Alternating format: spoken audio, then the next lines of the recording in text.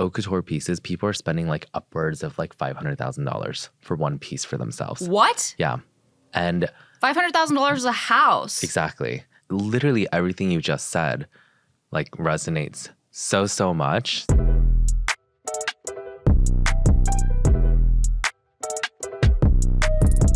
What's up, rich friends? Welcome to another episode of Networth and Chill. I'm your host, Vivian Tu, aka your rich BFF and your favorite Wall Street girly. Today, we are taking a look at a very special moment, my wedding. As many of you know, I tied the knot in June in Italy, and let's just say I went all out. And I am still financially recovering. Like literally that Tiger King meme of like, oh, I will never financially recover from this. That's me. I had not one, not two, but 3 dresses for my special day. And I know, it's a little excessive, but I'd been saving up for this moment. And in particular, today I want to talk a little about luxury fashion because I feel like it's one of the most hotly talked about topics amongst the BFFs. There are some people who pride themselves on getting the authentic stuff, some people who love dupes and inspired fashion, and a lot of folks, myself included, do a little bit of both. And regardless, the global luxury fashion market is not going anywhere. In 2023, it was valued at nearly $300 billion, with designer labels leading the charge in setting trends.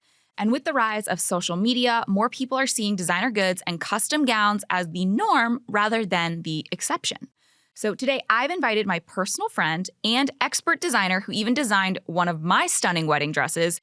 Everyone, please welcome Andrew Kwon. Hi. Andrew, thank you so much for being here. Thanks for having me. I'm so excited. Okay, so before we get into it, because you have a lot of really fantastical, beautiful language around your brand, I'm going to ask you a really simple question. Mm-hmm. In your own words, what do you do for a living? I make pretty dresses that people like wearing, and I don't know, that are supposed to make you feel good. And yeah, you know, I like to make like the dreams of women that are wearing it, you know, become a reality and sort of be a part of their life in some way. Yeah, and I'm not like a doctor or something, so I'm not saving lives, but this is my own little way of doing it. Yeah, I love that. And what made you want to become a designer? Well, I was not good at a few other things. Oh, wait, okay. What were the other things? Tell us. So I did architecture and interior design. I never heard a professor say that I was good. Not once? No. Okay. No. And I cried almost every night I had to stay out. And all my other friends would be like so excited doing work. And I'd be like, why am I in this school doing this? Yeah. And then one day a professor was like, why don't you do fashion design? And I was like, I don't know. And I told my parents, and they also were like, you should do what you want to do. So I somehow switched. But yeah, even before that though, I used to say I wanted to be a fashion designer growing up. But I think I didn't say it anymore because I was so scared and afraid of all the stigma that comes around, you know, being a guy that wants to be in fashion. So I don't know. I at one point I said I want to be a dermatologist. And another thing. You have great skin, by the way. Yay! But yeah, I mean, there's so many things that I said I wanted to be, but fashion design was always one that was in the back of my head that I really wanted to do. So you talked about the stigma of like being a male fashion designer. Like, what did you mean exactly by that? Was that like just like, you know, the connotations of the designer itself, or like, you know, the work? I would say that, you know, because depending on where you grew up, I grew up in the Midwest for a big part of my life. So living in Colorado in smaller towns, I think, you know, there wasn't a lot of guys that acted like me and looked like me and liked things that I like. So, you know, in the way of like being LGBTQ, whatever. Yeah. And so I think, you know, when I remember when they would ask you in school, what do you want to be when you grew up? And some people were like, a football player or whatever else. And at that time, no one was saying influencer or anything like that, or YouTuber. But I would write fashion designer. Yeah. And I remember later when I wrote that, a lot of guys said something and they were like, oh, that's really girly. Yeah. Or they would be, you know, they would use a lot of words surrounding what girly would mean to a guy. And Were they using the word gay as like a slur? Yes, all the time. And I think that's one of the biggest reasons why I stopped saying it, that I wanted to be a fashion designer, because I was so scared that guys were going to constantly be calling me that. Yeah. But, you know, that's something that I'm still proud of today. I'm like, honey, like, I'm so gay. I'm going to be doing whatever I want. I'm doing what I want. Yeah. So I'm proud and I'm happy. When did you actually come out? I don't think I know this about you, even though we're friends. Oh my gosh. Well, we have more drinks to catch up on that because it's a crazy story. But, you know, I officially really came out like, I want to say 3 years ago. Yeah. But I was really out during high school to my closest friends. Yeah. For sure. Yeah. Okay. And, you know, you got into this design world. Normally, when I talk to guests who are Asian, we talk about the joke of you have 3 routes to go. Mm-hmm. You can either be a lawyer, a doctor, or an engineer. Mm-hmm. And fashion designer doesn't fall into any of those categories. Like, but you said your parents were supportive. Yeah, my parents, I think that's why so many people are very surprised when they're fellow Asians. And everyone's always telling me, oh my God, like I would have loved to pursue the arts or like something. But, you know, my mom was a pianist growing up. Mm-hmm. My dad pursued soccer growing up. So they weren't really like the conventional Asian parents that you would think of. And yeah, I mean, I remember my parents would always tell me that there was a school called Parsons growing up. And so that always stuck in my head. And when Google first became a thing, I would constantly Google that. And I think that always subconsciously lived in my head, even though I said I was going to be doing something else. And my brother ended up doing aerospace, and now he's in hedge fund and private equity. So he fulfilled that. So he fulfilled that. And so maybe that a little part of, you know, why my parents were like, do what you want, do what you love. But, you know, my parents' friends, as not as toxic as some Asian parents may be, but you know how a lot of parents are very competitive, or they're asking their friends, oh, like, what school is your kid going to? What are they studying? Like, what was their GPA? What they got on their SAT, ACT? Like, every single thing you could think of. And people would always be asking about my parents, about my brother, because he was so smart. And they would always ask, well, what is Andrew going to do? And I think at the time, they're like, you know, I think he's figuring it out. Yeah. And now those same parents are like reaching out to my parents being like, oh my God, we saw him on this. We saw him on that. Like, so proud. I'm like, liar. I don't know. But yeah, I'm lucky to have parents that are so supportive. And, you know, my mom got remarried, so my stepdad is even more supportive. Mm-hmm. But, you know, I know it's not a lot of people's situation, especially when you're Asian. Yeah. But, you know, I'm lucky. Yeah, that's amazing. And I'm so happy to hear that, because it's not the case for a lot of us. But let's actually talk a little bit about the money. Yeah.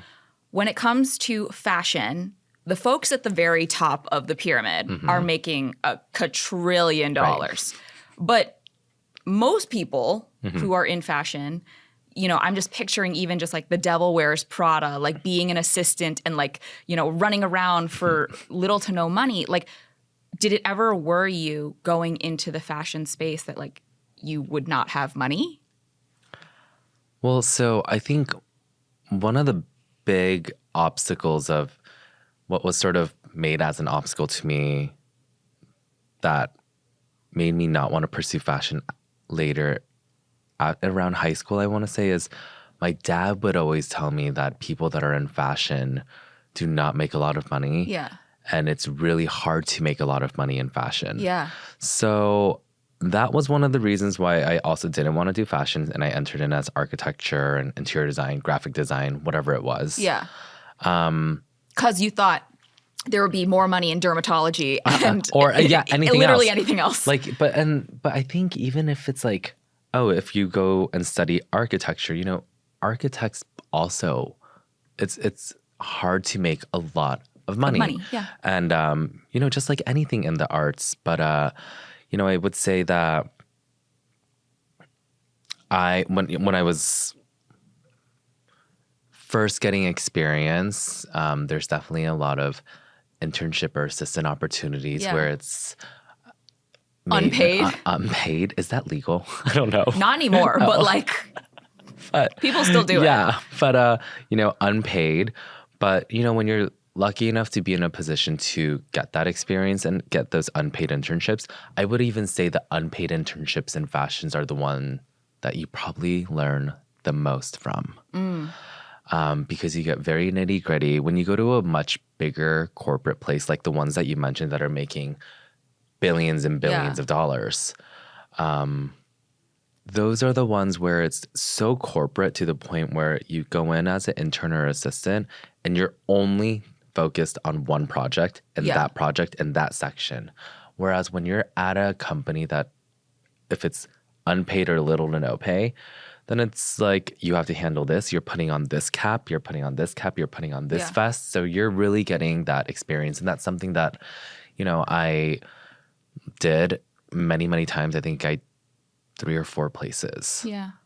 How were you supporting yourself during that time when you were doing all these unpaid internships? Was it help from family? Was it, on the side you were waiting tables, or like how were you supporting yourself?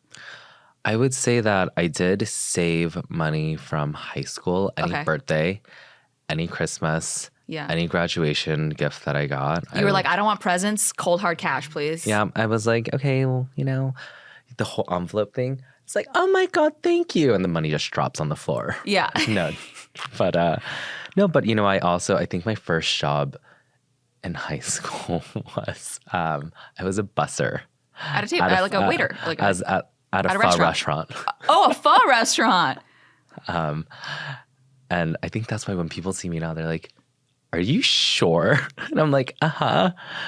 So, anything that I did in those moments, like I tried saving money. Yeah. But, entering college and being in New York, it's not a cheap place. Yeah. So I am really lucky that I was able to get support by my family and even like close family friends. And, during those times, it's like, I know a lot of people that listen or hear this are going to say, you're lucky to be in that situation. Or some people are like, oh my gosh, like the whole word of Nepo baby is so overused now. And I'm by no means a Nepo baby at all, not close.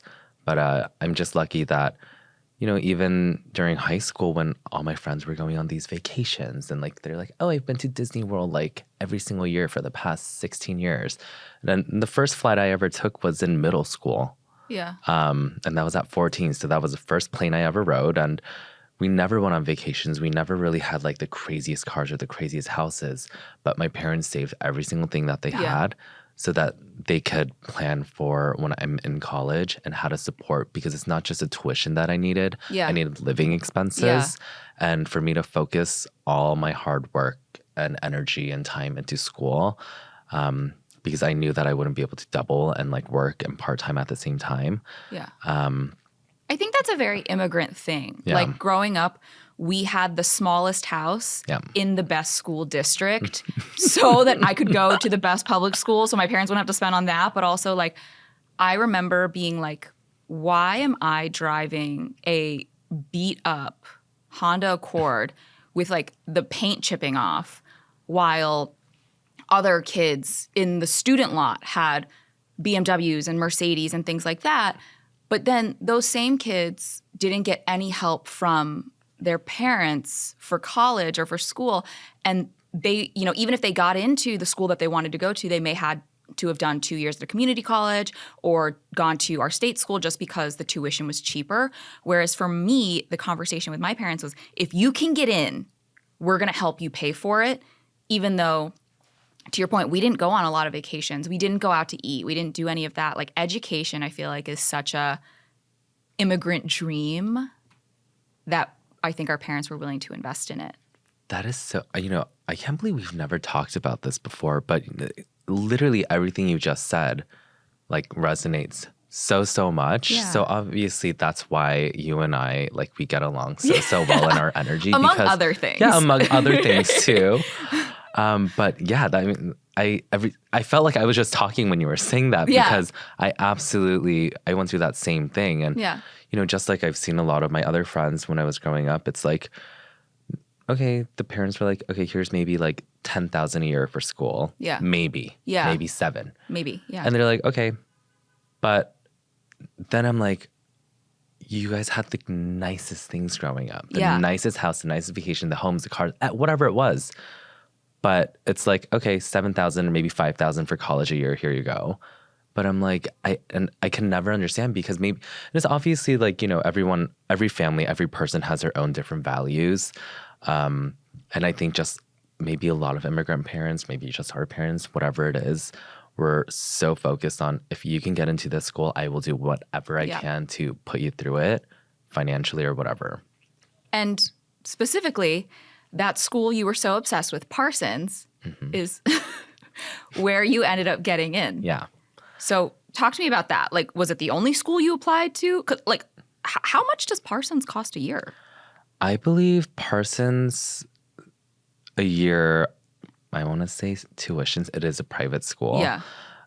So I want to say it's maybe like 46,000 a year. Yeah, and that's just tuition. That's tuition. But you have to live in New York. Yeah, and you have to live in New York. If you live in the dormitories, I believe at the time you don't get to live there during the summer. And I think dorms were $21,000. Jesus Christ. Yeah, so $21K. And that's when you went. Yeah. So now, yeah, it's probably a lot more. Instead of like $46K or whatever for tuition, I'm sure it's like 60, 70 at this point. So, but Parsons was the only school I applied for. The only one. And I did not tell my parents. And I remember when my brother did his college apps or whatever. Yeah. I would see him day in and day out applying. Yeah, because he applied to 12 schools. And so I'm like watching all this and I just thought, God, how am I going to do that? But, that I went to some college art fair for art schools and I remember Parsons was there. But I just told my parents that I was applying to multiple schools and I only applied there. Thank God you got in. I know. God, can you imagine? What would I be doing right now? But I remember when the mail came in and I opened it and my mom was home and she was like, what is the new school?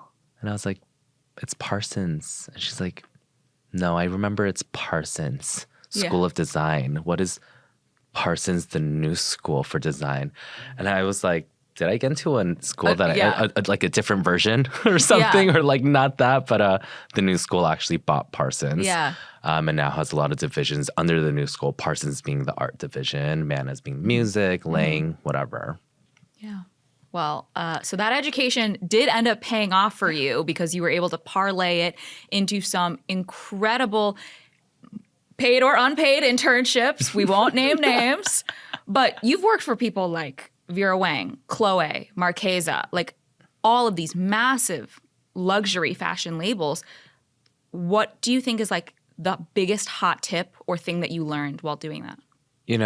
I think they were all very different. Chloe, I remember first assisting with a lot of their market weeks, which is essentially when stylists and buyers are coming and previewing the new collections and seeing what they, want to feature in their magazines or what they're buying for stores. And, some of the people that we're working with, and, the people that were like VPs and whatnot would be like, bring style like VC0078, the one with like the black stripe. And I would run back there and I was like, oh I need style VC008 with the black stripe. I'll have a black stripe.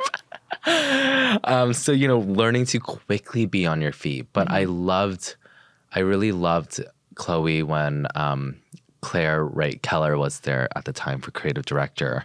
And I loved the way that she did this boho feminism into her pieces and how everything was so flowy and like a tonal color. That's what I loved there a lot. And, it was a Parisian fashion house. And that's what I learned there, to just be very quick on my feet. Like a bunny. Yeah. But I don't know what else. Marchesa was amazing, working with, some of the most iconically ethereal, beautiful red carpet moments. Yeah. In, Hollywood and history, and being able to touch and sew those gowns and I remember right before the runway show, there was a gown that we just had to sew all together. So we had 10 people working on it, and Women's Wear Daily was filming us. And Georgina's there saying something to them. She's like, come back later. But in the most posh, elegant accent, the way that she carried herself, the way that her, co-creative director at the time, Karen Craig, carried herself is something that I looked at in women where I was like, oh my gosh, look at the poise that they have, and the way that they speak about the clothes and their creative direction and how they work alongside each other. That was inspirational. And Vera is someone that, you wore Vera for one of your wedding gowns. And so it's, Vera to a lot of us and a lot of, it's not just Asians either. I think people that have that dream of one day getting married, everyone, the first bridal designer or what designer you think of is Vera. Yeah. And so she's someone that I've always wanted to work under, intern under. So it was interesting because, she has not just her bridal collection, she has her ready-to-wear line, which is such a different side from bridal for her. It's a lot more dark. It's a lot more... It's moody. It's very moody. It's very moody. So seeing the dichotomy of how she explores the world of her bridal, but still tries to reinvent it for her modern vision of it. And then what she does is ready to wear. I think it's like a very cool way of her self-expression. And, everything she's already achieved and what she's done, it's like, oh my God, amazing. But can I ask you a stupid question? What? When you go on a luxury website and just pretend I don't know anything, like, why are the clothes called ready to wear instead of just clothes? Because, like, if you go on, like, a regular website, like The Gap, right, you can just be like, shirts, pants. But, like, you go on a luxury site, it's like, accessories, fine leather goods, ready to wear. It's like, what does that mean? It's just like a fancy way of saying it? That's so funny you say that. I think now that I think of it, because when you go on, like, Gap, it's not going to say ready to wear. But I think... And there's nothing wrong with shopping at The Gap, by the way. I do. Sponsorship. Just kidding. But I would say, I think it's because when you are in luxury fashion, there's different divisions as to what you're going into. So for instance, with McQueen, you'll go on McQueen's website. You'll see that it says ready to wear. Ready to wear would mean the pieces that are in stock on the shelves within their stores and any of their stockists, whether it's Bergdorf's, Neiman's, Saks, So that's what it means, where a buyer will come in right after the fashion show, a week after, and say, hi, I love all the jackets in this. Let's do like 20 pieces of each for the store in, Scottsdale at Neiman's or something, whatever it is. And they're like, okay. They write this down. They're writing the order. They're saying, what's the delivery date? Put in the order. They get it in. That's ready to wear. Whereas, then they have their haute couture. An haute couture or a couture line is really something where you have to be accepted by there's a special group in France that really approve if you go on this calendar. And haute couture really isn't off the shelf. And everything is really made to order, made to measure. It's custom. And, some of those pieces, especially when you're that type of a legacy fashion house designer, haute couture pieces, people are spending like upwards of like $500,000 for one piece for themselves. What? Yeah. And $500,000 is a house. Exactly. And people, and these are people that love fashion, obviously have the money to be spending that much on it. But it's not like everything in haute couture is $500,000. Some people spend $70,000, $80,000, $90,000. But that also, it's a lot of money for one piece. But I think people treat it as almost as art, like art or jewelry in some sense. I think that's why, there's a different, why people use that terminology of ready to wear, especially in the luxury industry. Yeah. Okay. So now that we've talked about what haute couture can cost, I want your POV on designer dupes, knockoffs, and people like who are essentially like Shein-ing and Temu-ing like actual designers' designs. What are your thoughts on that?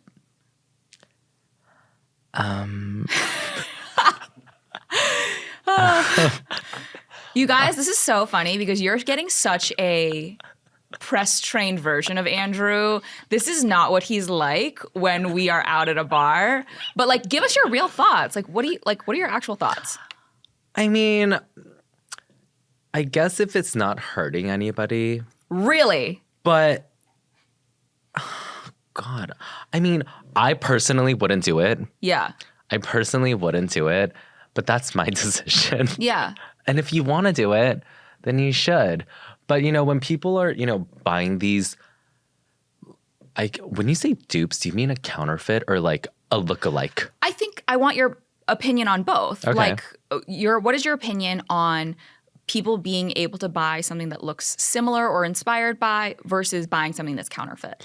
Okay. Well, I mean, something that's like a dupe and it sort of looks alike, you know, it's fine as long as it's not like a direct copy. Yeah. When you are buying a direct copy or a counterfeit, I mean, I feel like it is a little sad because people are doing that because they want to sort of fit within, you know, social confines. Yeah, exactly. And I'm like, I wouldn't buy a counterfeit good, and I'm just like, eh. But if it's a dupe, I'm like, okay, like if it's like similar or whatever, like, you know, I've seen sneakers that I'm like, I don't feel like spending $1,400 on sneakers. And if I see a dupe, I'm like, okay. Yeah, I don't need those ugly sock sneakers. No. But like, you know what? Exactly what you're talking. We're not naming names, but I don't want to spend money on ugly sock sneakers. But if there are ugly sock sneakers that are $20, that you can still get a couple good uses out of and you feel good about it, like that's cool. Yeah. But I mean, when I'm on TikTok and I'm scrolling through, I didn't even know what people meant by when they go, I'm going to show you what I got on the gate. And I was like, what is the gate? DH gate? Yes. And I didn't even know what DH gate was at the time. And then this really pretty girl is pulling out and she's like zipping it. She's like, sounds just like the real one. And I was like, oh my God. So it must be a website. So I went on this website and I mean, they can't even show the logos on the items. Imagine the Louis Vuitton monogram logo, but it's like missing all the shapes and like all twisted and turned in weird ways. And I was like, what is this all about? Like, who's going to want to buy that? But I read the reviews and people's comments wrote, don't worry about the images that they're using. It shows up just like the real one. So there's a whole world out there of counterfeit goods. Yeah. But yeah. Do you think counterfeit goods are hurting the industry or potentially hyping it up even more? I would say hyping it up even more because people are seeing it more and more all around them. Yeah. And, you know, I think... But I guess it's different when who is buying those counterfeit goods. Wait, talk to me about that. I mean, if it's, you know, someone that lives in a $25, $30 million home and drives the nicest cars, and you know they have a lot of actual luxury good items, and they throw some of those counterfeit goods in, how would you know? Unless you're like, you know, unless you're like a Tiffany Moon where you're like, I know that stitches off on that right side by about a centimeter from a video. Yeah. But, you know, a lot of people are not going to be like, oh, my God, I know. Yeah. Whereas, you know, I think sometimes when you're walking on the streets and you see someone that looks like, you're like, like, you know what I mean? Yeah, like that bag's just off. Exactly. But I'm like, those shoes are also off. And that hair and makeup is off today, too. But I'm not. No, I'm just joking. I'm just joking. No, but I'm just, you know, I think I'm asking so much about this question because I have recently been like rethinking my own consumption. Yeah. Because I certainly own a lot of authentic designer goods and I love to buy them abroad so I can get a discount with the exchange rate and get the VAT refund. But also like for more like seasonal things, I don't like spending that much money on something that I don't feel like I can wear all the time. Mm-hmm. So I'm like, there's nothing wrong, in my opinion, with buying a similar item that isn't exactly the same because who cares? Right. Like people know I've got the cash to do it. It's just like, I'm going to buy what I want, and I don't feel a need to prove anything to anyone anymore. I only buy things that I really, really personally like now. Right. But I don't think that was always the case. I mean, I definitely had like fake stuff, like it's straight up just counterfeit goods. Like at some point, like especially like end of college, early career, because that's what I thought I needed to be wearing. That's the whole thing where I'm going back to, like, when people have this pressure almost to fit in. But, you know, I mean, as long as it's not hurting anyone, like, why not? Yeah. You have such a, like, free attitude. I love that. But I want to pivot. I want us to talk a little bit about your namesake brand. You started your label, Andrew Kwon, in 2021. How do you get a label off of the ground? Like, how does I can't just wake up tomorrow and be like, I'm going to start a fashion house, Vivian too. Like, how do you do that? You just get your favorite sweater and you cut out the brand name and you put your own in and you take a photo of it and post it. No, fuck. It's like, I spent all of 2020, I would say 2020, part of 2019 and 2020 developing this business plan. Why are you quoting when you like making air quotes when you say business plan? I never went to business school. Yeah. Owning a business is not what I exactly thought it was going to be like. Yeah. So when I say business plan with big air quotes, finger quotes, huge air quotes, you know, so I graduated from university in 2019. Yeah. I wasn't sure if I was going to go work somewhere or if I was going to start my own business. And I think a lot of my closest mentors to me were always telling me, you know, if you're getting this attention from some of the work you did in your final year at uni, why wouldn't you sort of ride that rift and just go for it? Yeah. So I went to my parents and I was talking to them a lot. And, you know, my mom was a business owner and my stepdad is still a business owner. And he told me, listen, I want you to follow your dreams, but I don't want to get sucked into it. I'm semi-retired for a reason. He's like, I'm not co-signing anything. And he's like, you know, I want to spend my free time with your mom, not looking over your business and worrying about it. And I was like, okay. But, you know, Lord and behold, he started getting sucked into it. Every time I ran into like an obstacle or a bump, I was calling him, asking him for advice. And he's been one of my greatest mentors and one of my heroes and someone that I look up to. And I'm That's lucky so nice that you have that kind of relationship with him. You know, it's like, I keep saying business plan because what I learned from my stepdad is he would always tell me, listen, don't think about it in a crazy this module way right now. Why don't you write your life out as a movie script? And in this movie script, what's happening? What's the beginning? What's the middle? What's the end? What's between those three? And how are we getting there? What are you going to face when you run into? And just because you're writing it out doesn't mean that it has to stay that way. And write it as if it's a movie script, like a dream movie script. And so that's what I did. I kept typing and typing on my computer, and it was an ongoing Google Doc document. And somehow, you know, I ended up pivoting, and instead of doing evening wear as what I thought I would be doing, I went into bridal. And, you know, I started seeing it as, okay, well, there's not going to be a lot of events happening. There's not going to be a lot of red carpets happening. There's not going to be galas. But I think girls are still going to want to get married somehow. And because this is COVID-y This time. was, when I graduated in 2019. Straight into COVID. Yeah, 2020. It was like, what was it, March, February? Yeah. One of those.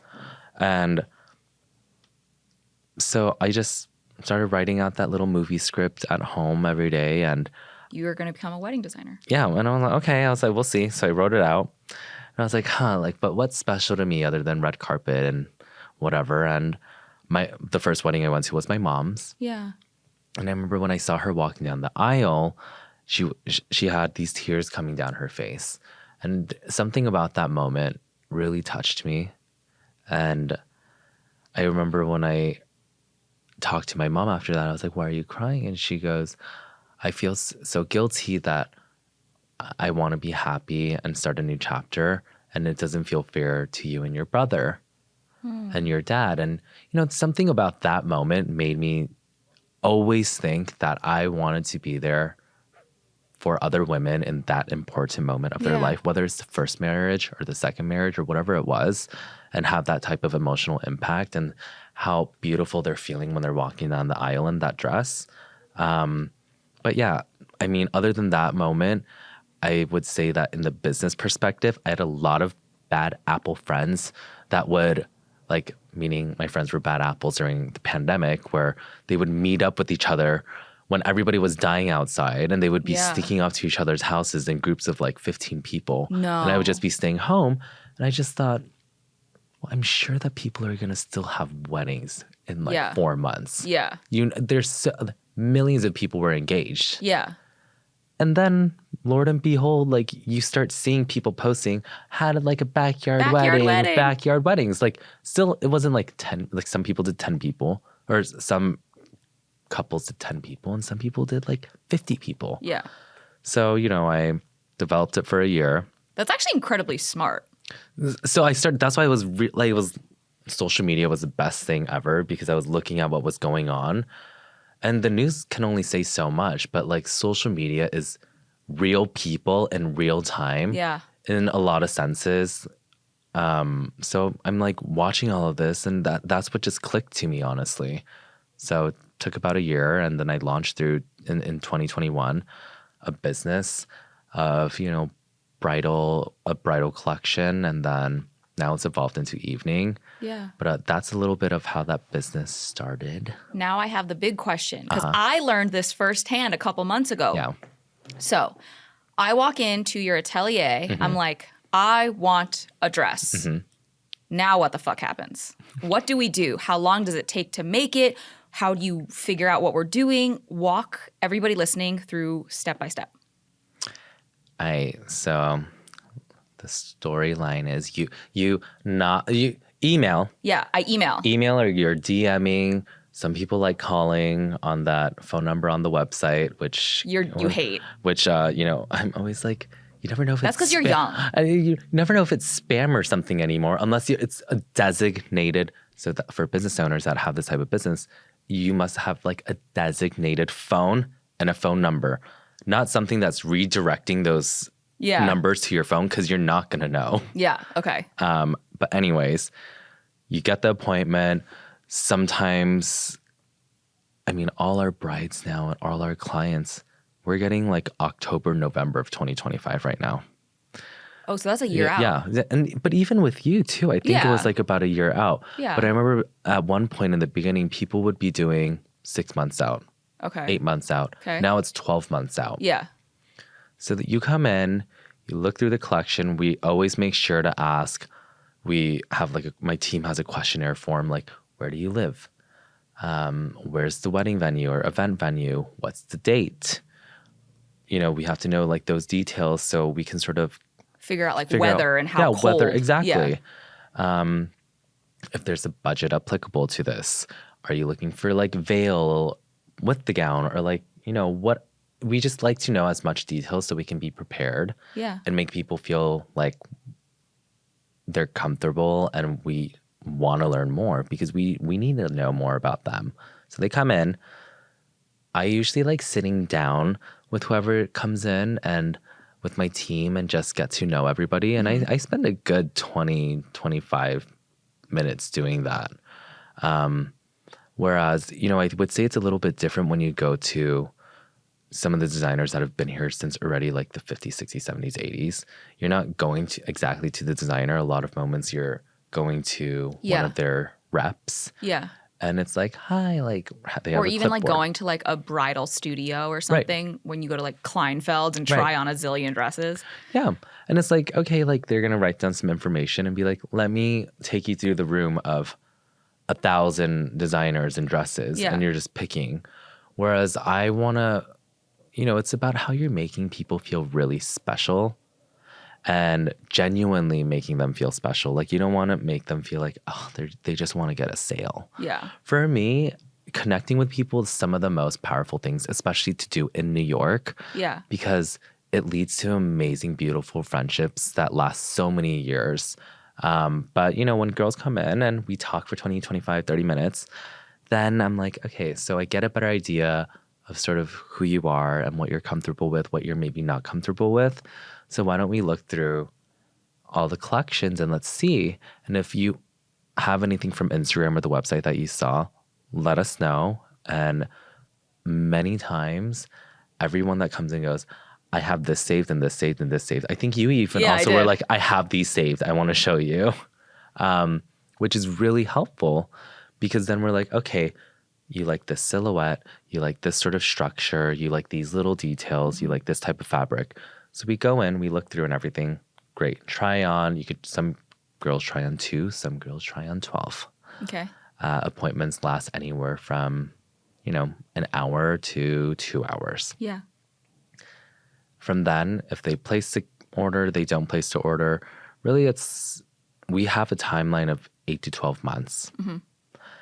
We do 8 to 12 months. Say I place an order, then what happens? Basically, you're getting the deposit. We ask for a deposit. Once you get that deposit is how we secure your spot. We secure your spot in our timeline and our schedule. And because you have to think about it in a way where it's not just the schedule of when all the dresses are being made for any other clients. Yeah. It's how many fashion shows are you having a year? How many trunk shows are you traveling for a year? Is it 2? Is it 30? Are you doing 2 shows a year or doing 6 shows a year? And along that, it's like, you know, it takes 4 to 6 months sometimes to build one collection. So while the designers are building that collection, unless you're a team that has 100 people or 200, 300, 400 people, and you're working with a hotter, younger, whatever designer, then that's why it's important to know, okay, it takes 8 to 12 months. And so you put the deposit in. That way, they're securing you in their timeline. Okay, we need at least 4 fittings, at least 4 visits. We need to have at least 2 calls in between some of those visits so we can just keep each other updated. You need to have remeasurements, whether it's 2, whether it's 4, whether it's 6. And it's just important that, you know, we're able to schedule people in, even if it's for 20 minutes. Yeah. But then what happens? Like we have to pick a fabric, right? Yeah. We pick fabric. Yeah. And then once we have the fabrics picked, you send it, do you sew everything yourself? I think when you're going the route of doing something more custom, it's really choosing the fabric and getting into the really nitty gritty of, okay, let's choose the fabric. What shape, like bra cup you're super comfortable with? What neckline are we doing? What type of crinoline and petticoat are we doing? How long do we want the train? What details do we want to add? Do we want to make this? This part was incredibly overwhelming for me, guys. Yeah, because you would say these words and I wouldn't know what any of them meant. I'd be like, well, do you want it like a hard tulle as an overlay, or do you want a bobinette? And I'm like, I can't spell tulle.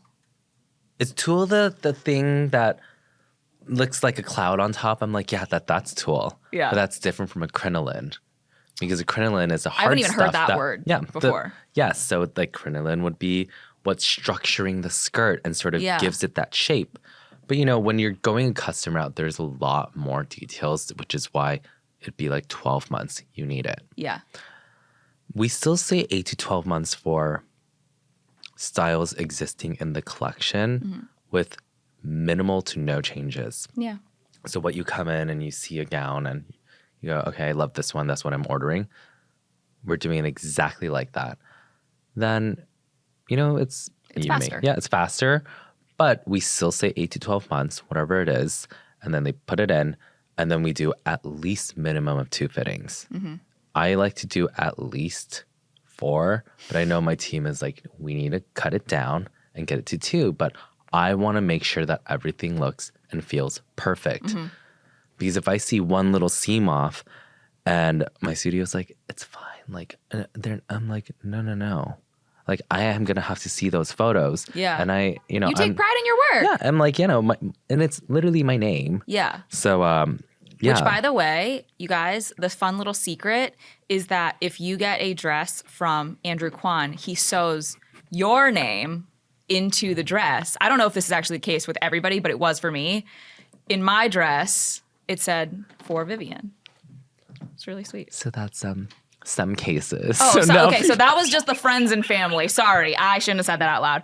But it was beautiful, and it was like in like your rich BFF green, and like it did make me feel so special. And I mean, I look back on my camera roll, and we have photos of us pretending to dance in this dress for me to test out what dancing would be like in it, and like.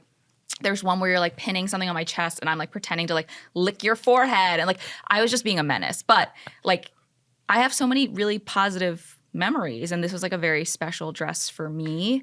And I want to take a second to talk about very special dresses for very special people. You've dressed folks from Lucy Liu to Regina Hall, and you know, a big part of being in the fashion space is working with PR. Right. And I'm curious, when stylists reach out to designers to help make these dresses for these red carpet moments or for big celeb talent, like how does that work? And like, do you get paid for that? Well, I'm very honored to be dressing women that I loved watching growing up. But, you know, I think PR is always tricky. Yeah. Because it's not just, let's say, that and you know this very well, the talent has their publicist. Yeah. The stylist also has their own agency, absolutely separate from the talent. The talent meaning, you know, the celebrity or whoever it is. So there are moments where, you know, brands are paying sometimes just the stylist. Oh, brands will actually pay the stylist to have the talent wear the dress, not the other way around. And the other way around as well. Oh, okay. So it works both ways, but now it's a whole conversation of, okay, well, if the brand is paying the stylist, then shouldn't the talent also get some of what they're getting paid? Yeah. And so I think it's a conversation that's just beginning. Yeah. And that's just really starting to be explored more and more. Because the talent's probably paying the stylist. Then the brand might pay the stylist. Right. But you know, and sometimes it's that the stylists are not paid as much as people think. Yeah. And unless, you know, it's like the top. Not everybody's stylist is Law Roach. So, you know, I think it's this very interesting conversation with when I'm listening to all of this with working with stylists and talent and celebrities, whatnot. But especially because stylists are becoming celebrities now. Right, like, exactly. Like I know who Law Roach is, and like I don't work in fashion. Right. And so I think it's so interesting how like the careers that have blossomed out of all these industries. But I think with PR, the questions was about sort of my thoughts on PR, and I do love publicists, and they do help a lot, and they have crazy jobs with crazy hours and crazy needs. But they are also some of the most stressful people that I have read emails from. Yeah. And unsurprising. And like my heart has like sank at times that I've read texts or emails from PR people, because they can some PR people are so nice, and some PR people could be really not nice at all. Yeah. When they are not happy about something, little dramatic sometimes. Yeah. But you know, it's this industry isn't easy. Like our industries are not easy, especially when you're working with people with very big personalities or saying things that they are not afraid to say. But I think money is a huge driver of it, whether it's how much longer is a retainer left on for? Oh, is it 3 weeks? Are you extending or are you not extending? Or if you're not extending and we have 3 weeks left, well, it takes about 3 weeks for us to sort of exit out. Yeah, on board. Or off board. Yeah. So I think money drives so much of the industries that we're in. Yeah. And how people are feeling at the end of the day, and how they're going to act when they're sort of exiting out or whatever's going on.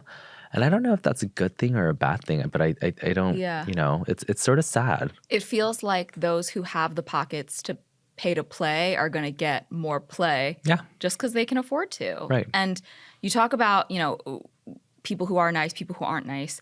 I have to ask, and I ask all of my guests, what do you feel like the biggest money mistake you've made, whether it be in your life or building this business, has been? I can only choose one or like a couple. You have so many. You're like, I want to share them all. Tell me. Okay, so I think one would definitely be wasting time.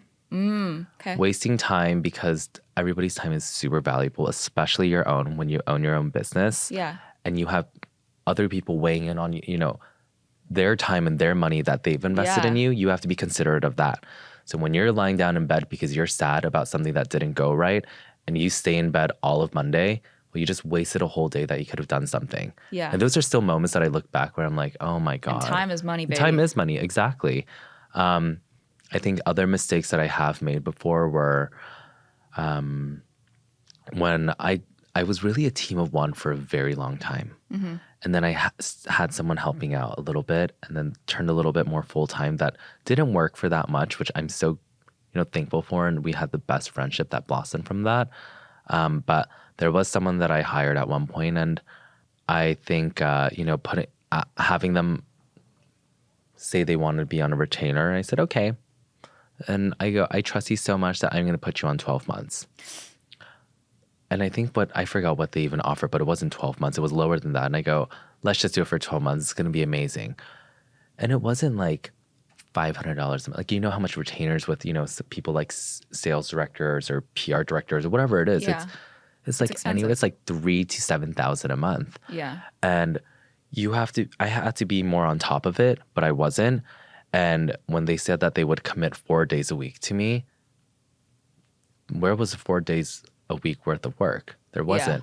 And you can't let people tell you that are working for you. You can call it with you or for you, whatever. But, you know, when I would say, when you're working for me, you know, but I was corrected by that person to say, I wouldn't say work for you. I work with you. We work with each other. And I go, honey, I pay you. Yeah. So while I'm paying you, I'm not saying it in a demeaning manner. I'm saying I'm paying you when I want the time out of it and the work out of it. Yeah. So I don't want to That feels like the bare minimum. Exactly. So I'm like, don't tell me that it's, oh, we're just waiting to hear back on an email. Oh, we're waiting to hear back. Well, what are you doing while you're waiting? Exactly. So I'm like, what are you doing when you're waiting? Let me see the other list of the reach outs that we're doing and your contacts. And then they go, well, what do you want me to do if I'm waiting? I go, literally your job. You're the person in the industry that's had 40 years plus experience. Don't ask me what I think you should do. That's why I hired you. That was a mistake. And that was a mistake for me getting too excited and putting way too much in it to say, oh my God, no, don't do 6 months, let's do 12. Yeah. So that was a mistake. I feel like you got excited because the first employee was so good. You thought everyone was going to be so good. Right.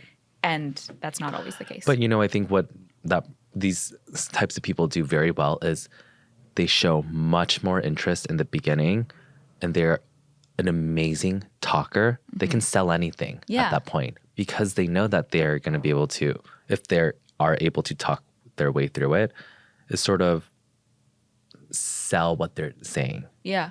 And then it's going to tie you to that contract.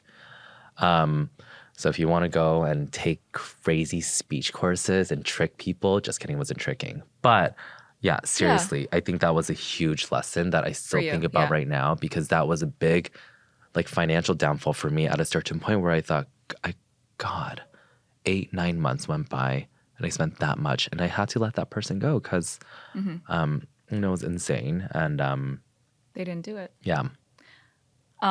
Even though you had those money mistakes, you've clearly continued to thrive. I want to know what's next for Andrew Kwon. What's next for Andrew Kwon? I mean, I love fragrances. Interesting. Yeah. Really? Well, I know you do, because every time I come over to your apartment, you've got like 5 empty bottles. Exactly. So you know I love, love, love fragrances. Yeah, I would say fragrances is something that I love. I love hotels. I love like luxury. I love a lot of just luxury items. Look at this kid from Colorado talking know. about how much he loves luxury. Seriously. But, I love cars. I love hotels. Wait, but are these all things you're going to try and get into?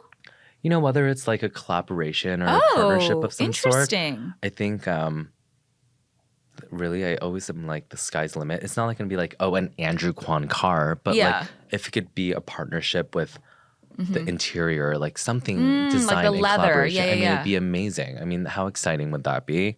And making it more cool and more relatable to like our generation. Yeah. But fragrance is something that I do love. I know people always comment about my freaking skin. And I know that. Your skin's clean. It's good. But I do love cosmetics and skincare. So those are some little that things you might be exploring. I love that. Okay. Well, thank you so much for being here. Tell everyone where they can find you. In Vivian's living room, True. eating potato chips. Just kidding. You can find me on Instagram, Andrew Kwon _official, or andrewkwon.com. Thank you so much for coming today. Thanks for having me. Thanks for tuning into this week's episode of Networth and Chill, part of the Vox Media Podcast Network. If you liked the episode, make sure to leave a rating and review and subscribe so you never miss an episode. Got a burning financial question that you want covered in a future episode? Write to us via podcast@yourrichbff.com. Follow Networth and Chill Pod on Instagram to stay up to date on all podcast-related news. And you can follow me @yourrichbff for even more financial know-how. See you next week. Bye!